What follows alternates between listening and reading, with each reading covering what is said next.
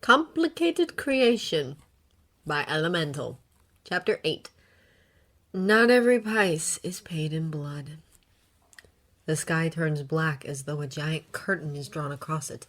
The air is filled with the sound of birds, almost entirely crows, but Izuku knows there are ravens and rooks, jackdaws and magpies, and probably more. He'd done all the research he could when he'd finally found his way back to humanity from the spirit realm the first time. He'd thought that knowing about the crows would help him prepare for this if it ever had to happen again. It doesn't really help. Soon there are black birds on every possible surface and spiraling around them in the sky. The cacophony of sound is nearly overwhelming, but Izuku grits his teeth and waits, staring at the roof of the shrine where he would have, just stepped through with Eraserhead and been home, even if he doesn't exactly have a place that is his. The human realm is home in a way this place will never be, and times like this prove why. A mass of birds congregate on top of the shrine, landing in a pile of bodies that grows and undulates and collapses into itself before surging upwards into one huge bird. One huge crow, glossy black from beak to tail, and beady eyes looking down at Izuku and their ragtag group with curiosity. I did not think you would ever call my name Izuku Midoriya, the crow god says, the use of his name twisting in Izuku's gut. You and I had an agreement. We don't have a lot of time for pleasantries, Izuku says, even as he bows low. He never wanted to speak to the crow god ever again. If he'd had a choice, they'd never cross paths. If he had any choice at all. But he doesn't. He never does. When it's choice between letting someone else suffer or helping, there's only one thing he can do. He straightens from his bow and meets the god's gaze.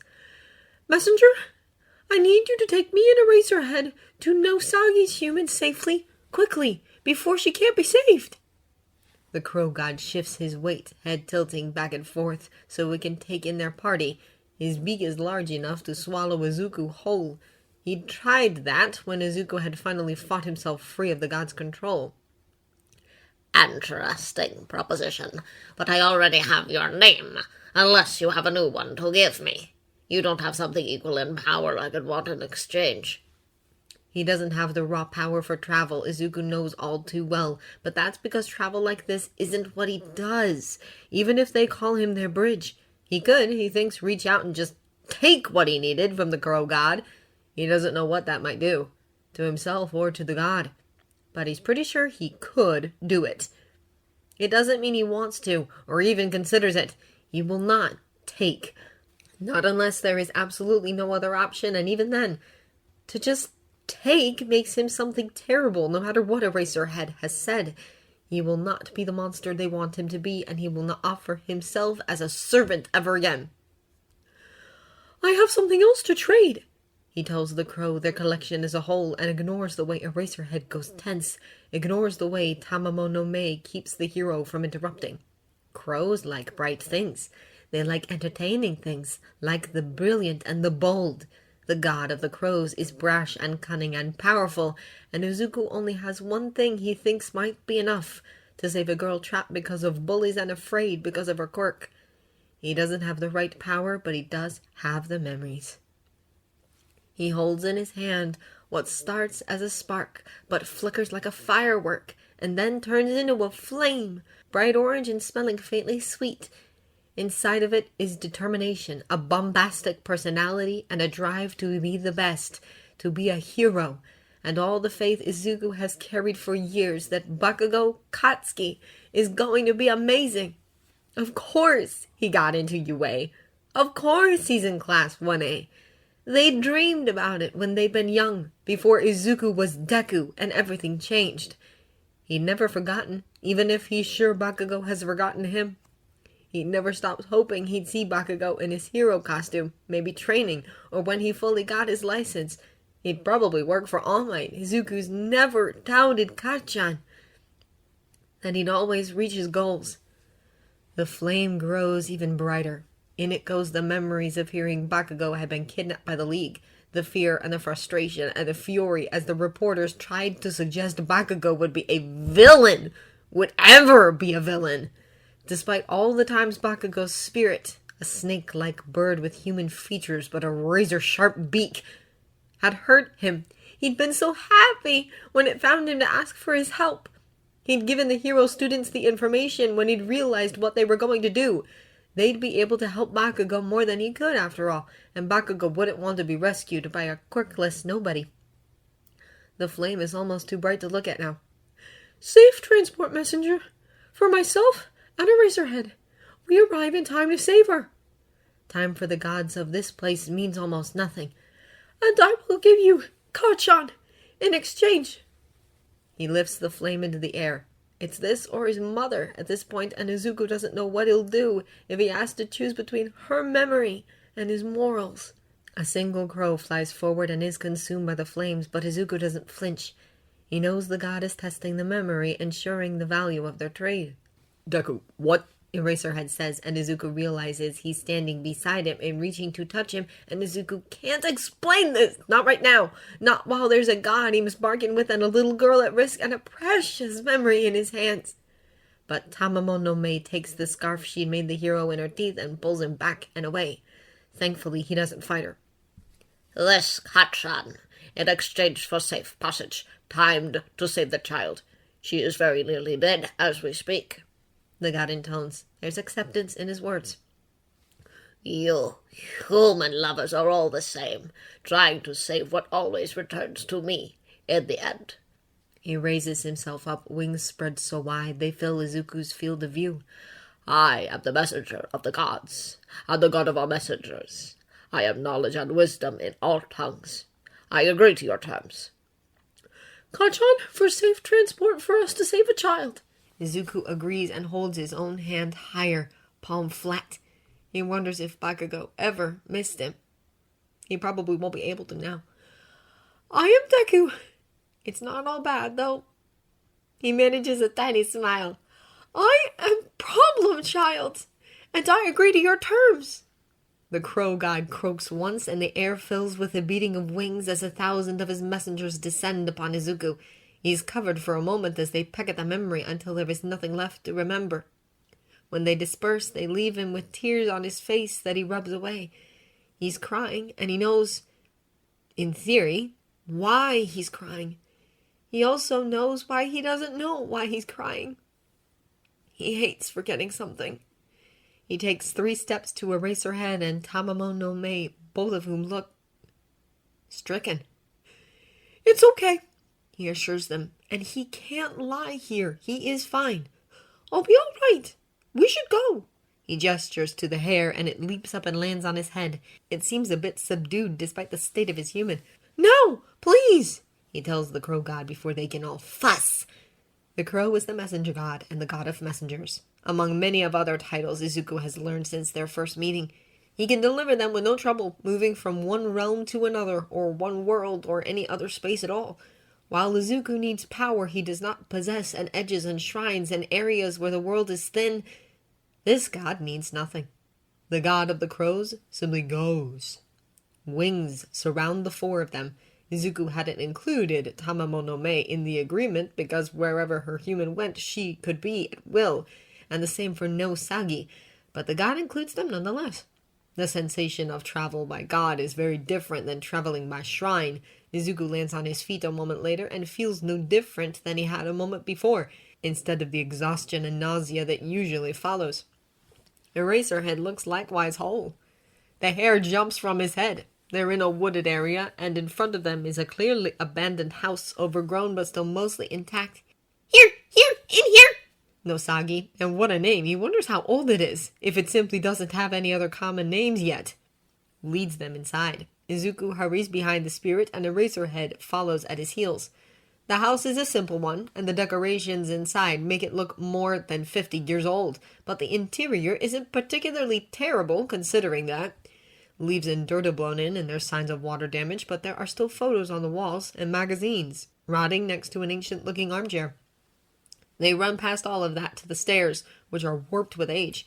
It's worrying, but Izuku tests them with his weight on the side next to the wall, and it holds enough for him to scurry up behind Nosagi, and into what was probably the master bedroom once. There's a huge wooden chest at the foot of the decrepit bed, with a very new and shiny padlock on the ancient wood. The room is utterly silent, even as Izuku watches the padlock shudder over and over again, as if someone were pounding the chest soundlessly from the inside. There's no key to be seen, and pulling on the lock does nothing. "What's her name?" he asks the spirit as Eraserhead thunders in behind him. Yuna, he answers without hesitation. "She can hear you. Please tell her it's all right." "Yuna, it's going to be okay," Izuku calls to assure her as Eraserhead moves him aside. He takes one look at the chest and the lock, and then brings his heel down on the metal holding the lock in place. The ancient wood splinters away, and they lift the lid to find a girl who can't be more than 8 or 9, curled inside, crying desperately and silently, and so clearly terrified until Izuku points to Eraserhead and says, "It's okay! He's a hero!" She throws herself at Eraserhead, and he catches her gently. Izuku watches as he pats her back and tries to calm her, but her breathing doesn't even out. "Nosagi, do you know where her medicine is?" The spirit, running circles around his human, shakes his head. Izuku sighs and kneels next to her. If she has asthma, this could be very bad. Asking the crow god to bring them in time to save her still allowed far too much to go wrong from this point, really, but he hadn't considered that. He should have. He reaches through the dozens of small tethers that are connected to him. "Zahira!" he calls out and also gives the name a mental tug. A moment later, the spirit, a tiny sylph, appears. "Hello again! Can you help her?" Her wings flutter as she flies around the girl and Eraserhead, unnoticed, examining Yuna with a critical eye. She nods. "In exchange for one of our debts?" "Yes," Izuku nods. She'd been caught in an old-fashioned spirit trap a year ago, and he'd spent the better part of an hour detangling her from it. Her powers are limited to simple fixes and minor healing, but she'd been grateful enough to give him 5 times to call on her. Now would make the 3rd time. She glows, and Izuku sets his hand on Yuna's shoulder to channel her power. "You're going to feel better in just a second," he tells her. "Just keep trying to breathe and it'll get easier, all right?" "I think she has asthma," Eraserhead warns, looking at the girl in concern. "We need to get her to a hospital." "I asked the spirit to help," Izuku assures him. And sure enough, a moment later, they see her take a deep breath, and then another, and her lips look far less blue. "There we go! It's all right," he tells her again. "My name's Deku, and this is Eraserhead. He's an amazing hero." She begins to sign, which makes sense. If her quirk is so out of control she can't make noise, she probably can't speak. "I don't know much sign," he admits, but then Eraserhead is nodding, and Izuku realizes that he can when he replies. "Deku has a quirk that lets him sense all the quirks and modify them," the hero tells the girl, lying easily. "That's how we found you. Are you hurt?" She holds out her hands and then blinks in surprise at the lack of cuts or bruises on her fingers. Zahira grins and flits about her head. "That one was on me. No, you meant just her legs, but the poor thing had beaten them bloody, and how can I leave him like that?" "Thank you," Nosagi says and bows low to the sylph. "She's my first human." "I can tell." The sylph zips around the hair. "Don't worry, you'll get better with practice." She turns midair and circles Izuku's head. "Call on me again when you need me, Monster Boy. I still know you." Izuku smiles as she leaves and focuses back on Eraserhead and Yuna, who are discussing where she lives in relation to this old house. "If you can walk here from your house," Eraserhead is saying, "we can take you straight home. You'll just need to direct us." She nods and tries to stand up, but her legs wobble and she struggles to hold up her weight. "She was probably in there a while." Izuku looks at the broken trunk and the new lock. "They planned that too!" "Don't worry," Eraserhead says with a tone that implies retribution. So clearly, Izuku feels a shiver down his spine. "I intend to investigate that. For now, however." He turns and offers her his back. "Climb up. I might look a bit of a mess, but that's because we just came from a villain battle. I'm sure Deku here can explain it to you while we take you home." "Of course!" Deku can tell the hero is trying to help Yuna feel better. "I don't really know sign, but I can fingerspell," he tells her as they make their way carefully down the decrepit stairs. "What's Eraserhead's quirk?" she asks while they step out into the sunlight. Deku wonders what day it is and is almost afraid to ask. They'll figure that out later. For now, they have to make sure Yuna is looked after and never has to feel afraid like that again. Eraserhead has an amazing quirk, he tells her as they follow a well-worn trail back to the street. Do you know there are 3 main types of quirks? There's mutations, emitter, and transformation types, and... Yuna falls asleep on his back about halfway to her home, a combination of exhaustion and her asthma tiring her out, if Shota has to guess. They're saved from having to wake her by Deku asking her spirit for directions. That's how I found you and the others, the kid says after they head down the street. They must look terrible. Shota's suit is caked with dried blood and has a hole torn into the shoulder, and his pant legs are split halfway up his shins and hang loose, and Deku looks like he's been sleeping on the streets. Which he has. They're attracting attention, but not enough for anyone to call out yet. I'm actually amazed her spirit knew her school name. Most aren't good at paying that sort of attention. No, really, he says to the side. Talking to the hair, perhaps? Shota sees nothing and feels nothing now. You knowing her school was important. Anyway, they know where their human is, and they can usually lead me to where their human stays or goes to work, but they're pretty terrible at things like distances, or time, or names of things that would be useful when they ask for help. Speaking of spirits, Shota begins carefully because Deku seems far too calm after everything that's just happened. you gave something to the crows to get us here. It seemed important. Which is a goddamn understatement, but he doesn't know how else to even begin. Shota hates the fact that this kid had to sacrifice anything for his sake, even if the girl on his back is a testament to why. What was it? Oh, I don't remember. Deku shrugs, but his voice is at least quiet and reserved. It was a memory of someone. They're pretty powerful to trade, so I try not to. And I don't actually have a lot of people who are important enough. But it was an emergency. I think I knew them a while ago when I was a kid, so they probably don't even remember me. He shrugs again. It's okay. Shota thinks about Kachan and the way Deku had been crying when he'd returned to them. It leaves him feeling sick. How do you get it back? He asks, though he suspects he knows the answer. He'd heard the crow call Deku by another name, but he can't remember it. It had flowed through his mind like water through open hands, and not even the shape of it remains. You don't get back what you trade. Deku shrugs once more. You'd have to trade something else for it. And if I had that kind of power, I wouldn't have had to trade at all. He points down the street towards a neighborhood made of connected townhouses. She lives here, he says, and then ducks sharply, moving like he's dodging a wasp, except Shota can't see anything at all. It's frustrating to be able to see why people must have misjudged this kid so badly. Another spirit? He asks once Deku's done ducking. Hitoshi's, Deku tells him and glances at something a few feet above and to the left. They've been worried about you. Can it hear me? Shota asks, curious. His spirit can apparently listen in on him after all. When Deku nods, he looks where Deku seems to be staring and offers a glare of his own. I appreciate your worry, but Deku has been responsible for my well-being. We are going to bring this kid home, and then I will call Azashi. Do not attack Deku, or I will encourage him to defend himself against you. There. It's the best he can do against something he can't see or affect. Deku gives him a look of surprise at first that morphs into something like quiet happiness as they continue down the street. Thanks, he says, looking at his shoes. You didn't have to. Shinso's spirit didn't need to attack you, He retorts. It's obvious I'm here and whole. Yeah, well, they think I might have kidnapped you. Deku is sounding far too chagrined for that statement. Sorry. Stop apologizing for things that aren't your fault, Bravo child. Shota will clear things with everyone soon enough. I recall you saving my life. Deku scuffs a foot and doesn't argue further.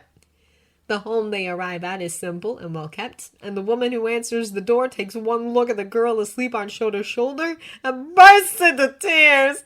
My baby!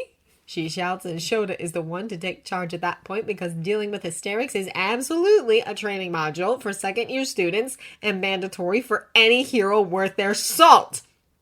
They're hustled inside once Shota explains his credentials and shows his hero license, and the family thankfully don't question his appearance after he explains he'd been dealing with a villain before.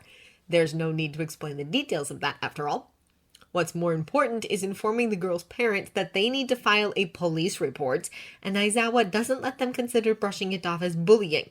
The girl could very well have died, and just because it had hopefully been meant more as a prank than a murder doesn't change that fact. They don't need much arguing to agree. Yuna's apparently been the target of a lot, considering she can't speak up for herself. Shota watches as Deku shrinks more and more into himself at the information, and he sets a hand on the kid's shoulder as the parents make the call to ask for an officer. That's a good step one. Now, I need to make a call or two on my own, and I lost my cell in the fight. He tells the parents, and they graciously allow him to use their phone. He settles in the kitchen for a bit of privacy while Deku uses the restroom. Hello? Izashi's voice is cautious, probably because he doesn't recognize the number, and Shota called his hero line. Izashi doesn't answer anyone on his personal phone he doesn't recognize. It's me. I'm fine. Shota! Yes, I'm alive. I'm in Miyazaki, but Shota, we've been looking for you for the last 4 days! How are you on Kyushu? Did you get away? You were injured. Do you need help? Hizashi, breathe.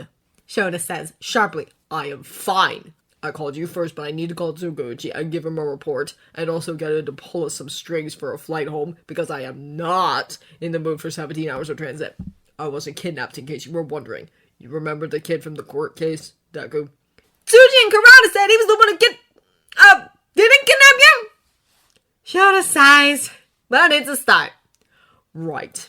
Well, I was injured, and he got me out of there. The rest is complicated, and I can't get into it over the phone, but can you get my office set up to look something like a space someone could sleep in? We adopting another kid, Shota? Izashi teases, but Shota can hear the relief in his voice. We might be. He tells him just for the way that Izashi sputters. Now I'm fine. I'm sorry I worried you. I'll explain it all when I'm home. Tell Hitoshi I'm sorry and warn him we'll have company. He can't imagine how worried they must have been. Time with Deku had been strange, but hadn't felt that long. Hours, not days. His students must be assuming the worst as well. Shota's never missed more than a day or two of class without warning. Shota, promise me you're alright, Izashi says quieter now. My idea of the word, not yours. I look even more like a vagrant than I usually do. Shota warns him. I have a new scar on my chest, but it's healed like it's years old, Izashi, and while I'm tired and angry and want to eat my weight in noodles, I'm fine. I promise. Izashi breathes out. Oh, tell Hitoshi! You're going to call the police? You realize we've got about 20 different heroes on your case trying to find you too? That's why I need to call the detective. Shota agrees. So I'm going to hang up now. I'll see you in a few hours. My cell phone is missing, so don't blow it up any more than you already have. The police have your phone! Izashi tells him, and Shota can only feel guilty all over again because that probably made everything seem worse. I'll let you call them, just get home safe. I will, Shota says, and has to smile a little at that. Deku made a promise to someone important to make sure of it. Izuku drinks from the tap and dries his hands on his pants rather than risk leaving marks on anything in the Sakamoto bathroom. He knows what he looks like. He's done his best since leaving, running away from Kotobuchiko, but having to go to pay for public baths and laundry without having steady work meant he'd sometimes be choosing between eating and being clean. The people in Manami Ward are just as poor as people were in Kotobuchiko, or worse. It made odd jobs for cash a lot less regular, and he'd been stuck with collecting cans and recycling when he felt he could risk going out. Still, he thought it was better than getting caught again, and being around so many shrines meant he could get all sorts of regular wards to keep the spirits away. He'd plastered that office building with them. Lot of good that did him in the end, anyway. He steps back out into the house that is warm and nicely decorated. It doesn't look like his old home at all. His mother's apartment had been cool white walls and golden brown flooring with simple, affordable furniture. The Sakamoto's home is dark wood and plush couches, and even has a second floor. But it still makes him ache in memory. Yuna's mother is sitting on the couch with her daughter, holding her hand and speaking quietly, trying not to cry again. Her father is on the balcony, leaning on the railing and smoking a cigarette, body a line of anger Izuku can read even from here. He doesn't need to be told this has happened before, and he knows. No matter what gets said to the adults, it's going to happen again. He can't stop bullies, not really. He can't make people be kinder or wiser or braver. He can't be the sort of hero who rescues people and says, "I'm here," with a smile on his face, even though he'd dreamed for so long of just that. Izuku pulls the marker from his pocket and sits on the floor by Yuna and her mother, the latter looking at him warily. "I have a quirk." He lies the way he usually does when this happens. "It lets me see when someone has a quirk that doesn't work the right way for them, and sometimes I can fix it." Miss Sakamoto looks dubious, but Yuna seems to sniffle, not that he can hear it, and nods to show she's listening, so Izuku presses on. "I don't think your quirk is broken. You have an amazing quirk that could be used for so many awesome things. You could be an amazing hero, of course, especially an underground one like Eraserhead is, but you could also be a special investigator with the police, or you could work with musicians and sound recording stations to be a silent assistant, or you could work in special effects, or you could work with nature because you could move without making noise and not scare the animals. And that's if you want to use your quirk. There's a lot of people who never rely on their quirk at all, and that's okay too." The last thing he's going to tell an 8-year-old is that she's broken. They don't need another Deku in the world. "But your quirk is an emitter type," he tells her. She's staring at him intently now, leaning forward. "You remember I was talking about quirk types while Eraserhead carried you? Your quirk is the sort that usually has, well, an on-off switch, like a light bulb, but yours didn't get one. Some people don't, but I bet you know people who can use their quirk when they want to and stop when they don't, right?"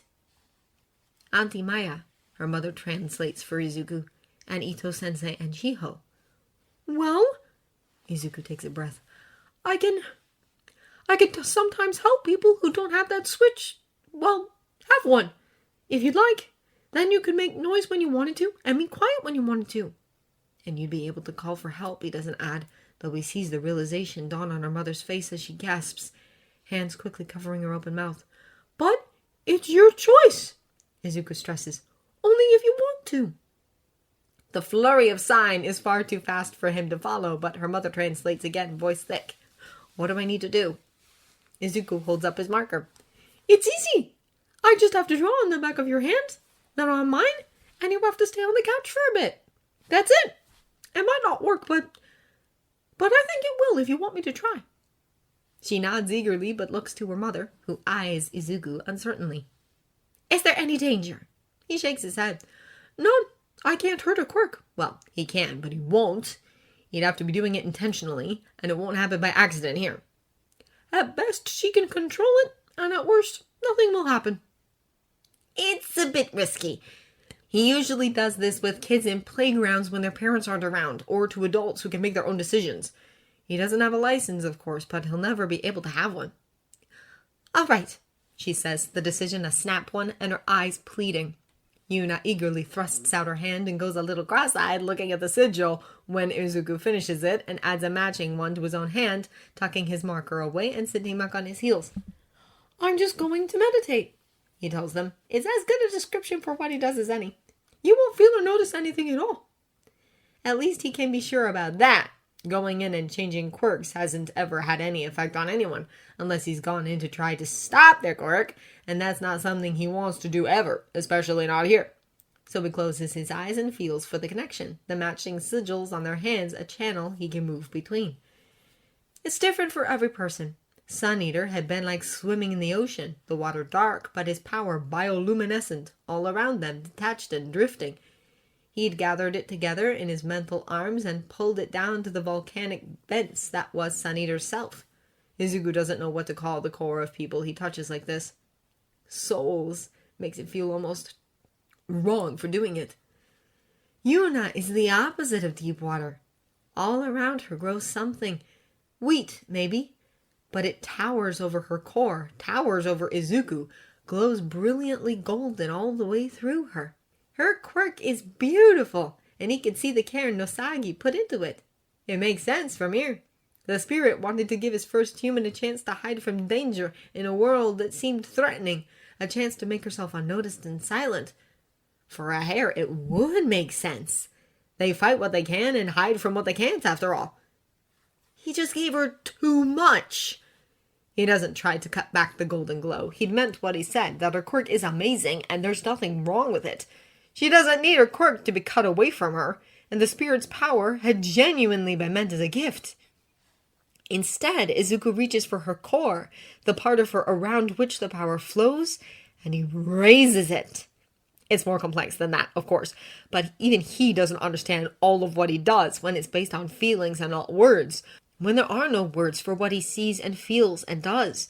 He lifts her up inside of herself, and when he's done, the glow that runs through her is no longer obliterating her form in his mind's eye. When he steps back into himself and opens his eyes, he meets her expectant gaze and smiles. "Try making some noise now?"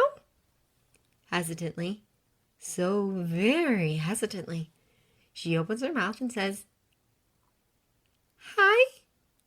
Her mother bursts into tears, and Izuku nearly jumps out of his skin when her father pats him on the back with enough force to bowl him over. When he gets to his feet, Eraserhead is looking down at him, eyes hard, but lips quirked in a tiny smile. "Good work, kid," he says, and he even sounds pleased for a moment before he frowns again. "Even if I should give you hell for quirk use." Izuku very nearly panics, but Eraserhead puts a hand on his shoulder, and while it isn't a hug here in front of all these people, that would be really weird, the hero pulls him closer and doesn't let go. The police have always been part of his work, and in times like these, Tsukuyoshi is a godsend. Is he going to be constantly questioning using God in his mental phrases? Shota wonders. The call to him is straightforward, and he promises to pass the information along to the other heroes and to Sugarame, who can make the arrangements to get them home. More than anything, Shota wants to go home to his kid and husband and eat a meal and have a shower and give Deku the same. Then they can worry about a debrief and everything that needs to follow. Then he can sleep for a week. He'd watched Deku sit on the floor of the Sakamoto home, and it's the same as when they'd had him in the precinct, the same as Uraraka and Amajiki had described. Deku simply sits, and nothing seems to happen as the world waits in silence around him, and then a little girl who up until this moment could make sounds only she could hear, speaks to her parents verbally for the first time. He will never be able to forgive just how badly society screwed up with this kid. He wonders how many more are like him out there. Maybe not the spirits, but unknown or misunderstood quirks, or hell, maybe even spirits. At this point, he's not going to judge anything at all. The police arrive and Shota gives his statement with a bit of hand-waving on how they found the girl, stumbling on her during another investigation with help from Deku, and they duck out before anyone can ask too many pointed questions about her sudden ability to control the quirk, as the local hero agency sends a car to collect them. The chief of police has pulled strings to get them on a flight home, and Shota leaves a business card in case the local police need to follow up. The way to the airport is tense for several reasons, the largest of which is the fact that Shota sits in the back seat next to Deku instead of in the front. The kid seems to sink lower and lower into his seat as they drive until he mutters, "I'm not going to run off. I can't." "I don't think you will," Shota tells him. For one thing, he's pretty sure whatever the kid uses for power is out as far as travel goes, based on context clues. For another, the kid is tired. He's tired of being alone and being disbelieved and being hurt for things he can't help, and he's clearly tired of trusting and being burnt for it. "I told the detective we'd go in for a debrief after some food and a change of clothes. You're smaller than Shinzo, but I think we can find something that'll fit. I'll take you shopping this week for things for yourself." Deku looks at him, and Shota gets a rare moment of speechlessness from the kid, who finally manages a strangled, uncertain, "What?" "Clothes. I'm not saying you have to get rid of the hoodie, but we should get you some other options that don't make it look like you've been dragged behind a truck through farmland for fun. Also, new shoes. Those can't be waterproof. I'll send someone to collect your stuff from that building as well, unless you'd rather do it yourself."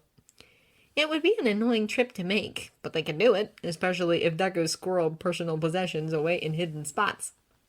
The kid grips the hem of his hoodie and twists it hard enough Shota thinks it might rip. "I can look after myself." "Bet you wouldn't be able to say that if we took a trip back to the other side," Shota retorts. "I'm not dumping you in care problem, child. You're coming home with me." Deku's head snaps up so hard he's surprised he doesn't hear a crack. What? You heard me. Shota meets his gaze and doesn't flinch away at the way Deku's emotions are painted all across his face like a terrible modern art piece. We've got space for you with some moving around. You need food, and a bed, and new clothes, and people who believe you. So I'm offering that.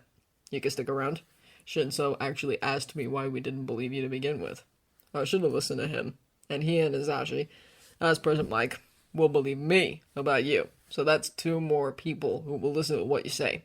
And if you decide it's too much and want to go elsewhere, I'll help you do that, if you let me. But if you run away again, at least you'll know where we are and how to find us. He smiles. It isn't his most reassuring smile.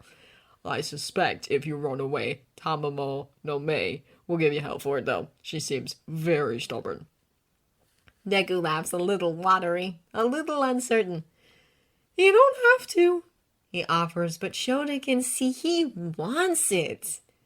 You did enough to save my life, Shota points out, or trust me a second time, but you did. You didn't have to give up something precious to save that girl without abandoning me, but you did. Just because you can eke out a life on your own doesn't mean you're supposed to. So let me help. Deku blinks rapidly and nods, his voice thick as he stares at his knees and says, "Thanks." So quietly Shota can barely hear it. That's fine. It's like me after a week of hearing Hizashi snore. A problem, child? Deku looks back up at him. You can call me Aizawa. I'm Shota Aizawa. The smile from Deku is so bright, Shota feels like the whole car lights up from it.